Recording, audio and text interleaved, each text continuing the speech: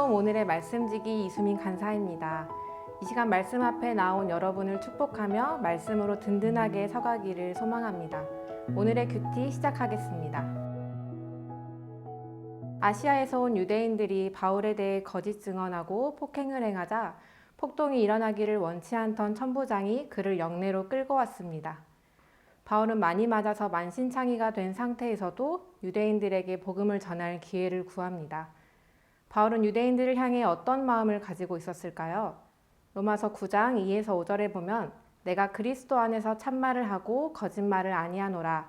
나에게 큰 근심이 있는 것과 마음에 그치지 않는 고통이 있는 것을 내 양심이 성령 안에서 나와 더불어 증언하노니.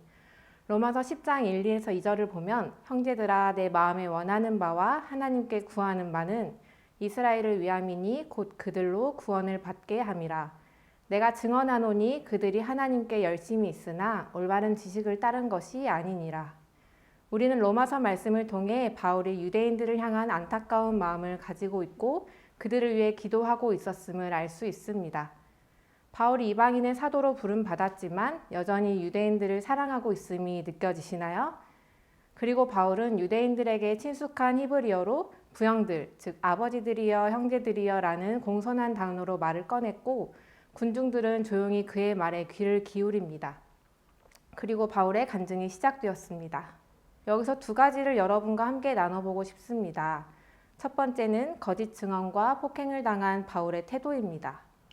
바울은 억울한 상황에서도 자신의 결백함을 주장하거나 더욱 안전한 길로 나아가는 것을 우선시하지 않았습니다. 바울은 이 상황에 내가 어떻게 하면 저들에게 예수님을 전할 수 있을까? 이런 생각뿐이었습니다. 이게 자연스러운 일일까요? 여러분이라면 이런 상황에서 어떤 말이나 태도를 취하셨을 것 같나요? 바울은 예수님을 만난 후 예수님에 대한 생각으로 가득 차 있었습니다. 자신이 죽을 수도 있는 수많은 상황 속에서도 바울은 늘 자신의 안위보다 예수님을 전하는 것이 우선이었습니다. 그래서 바울은 이런 자리조차 놓치지 않고 복음을 전할 기회로 사용하였습니다. 예수님을 만난 자라면 삶은 반드시 변하게 되어 있습니다. 내가 나의 주인인 삶보다 주님이 나의 주인이 되는 삶이 더 귀함을 알게 되고 나의 생각과 목숨보다 더 중요한 것이 복음을 전하는 것임을 깨닫게 됩니다. 바울은 예수님을 만나 깨닫고 변하게 되었기 때문에 삶으로 살아낼 수 있었습니다. 예수님을 영접한 여러분, 삶의 순간순간 주님과 교제하고 주님 닮아가시길, 우리의 삶에 주어진 수많은 상황과 선택 속에서 가치 있는 삶을 선택하시기를 축복합니다. 여러분과 함께 나눌 두 번째는 바울이 유대인들에게 말하는 방식입니다. 바울은 나는 여러분과 다르지 않습니다. 같은 민족, 같은 언어권, 같은 조상, 같은 문화권에 속한 자라고 이야기하며 자신을 그들과 같다고 이야기합니다. 그리고 바울은 다를 바가 하나도 없지만 단 한 가지 다름을 소개합니다. 바로 예수님을 만난 이야기입니다. 바울은 예수님을 따르는 제자들을 잡으러 다메섹으로 가던 중 환한 빛으로 오신 예수님을 만났습니다.